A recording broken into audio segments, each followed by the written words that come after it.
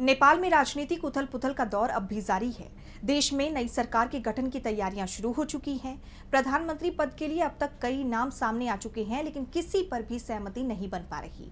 हालांकि अब इस पद के लिए पूर्व चीफ जस्टिस सुशीला कार्की का नाम दोबारा सामने आ रहा है, पर उनकी एक डिमांड को लेकर राष्ट्रपति पौडेल राजी नहीं हो रहे, जिसके चलते पेंच अब भी फंसा हुआ है। इस बीच पुराने राजनेताओं के खिलाफ भी बड़े एक्शन की तैयारी हो रही है।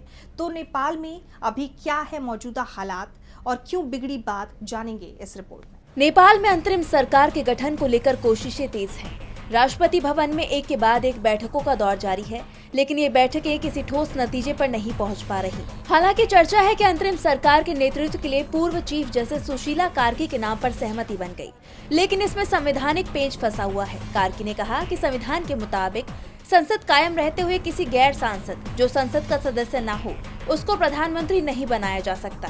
ऐसे में पहले संसद को भंग किया जाना चाहिए। अब कार्की की इस मांग पर नेपाल के राष्ट्रपति रामचंद्र पौडेल सहमत नहीं हो रहे। वो संसद भंग करने के मूड में नहीं है। जेन ज़ी आंदोलन के प्रतिनिधियों सहित कुछ पक्षों ने भी कानूनी आधार पर संसद भंग करने की वकालत की, जबकि अन्य ने संवैधानिक प्रावधानों का हवाला देते हुए कार्यरत संसद की जरूरत पर जोर दिया। वैसे प्रदर्शनकारी युवाओं ने ये साफ कर दिया है कि नेपाल किस तरह से बेहतर चलेगा, ये अब युवा ही तय करेंगे। उन्होंने सरकार के गठन को लेकर चीन, भारत और अमेरिका को भी चेतावनी दी है कि वो नेपाल के मामले में हस्तक्षेप न करे। ऐसे में एक बात तय मानी जा रही है कि ये युवा ही अंतरिम सरकार का फैसला करेंगे। नेपाल में सरकार पर तस्वीर भले ही साफ न हो पाई हो, लेकिन पीएम ऑफिस जरूर तैयार हो गया है। सिंह दरबार में नया पीएम ऑफिस बनाया गया है। इस बीच देश के पुराने राजनेताओं के खिलाफ एक्शन की तैयारी जरूर हो गई है। खबर है कि केपी ओली समेत नेपाल के 6 पूर्व प्रधानमंत्रियों को सक्रिय राजनीति से पूरी तरह दूर करने यानी जबरन रिटायरमेंट के प्लान का काम हो रहा है।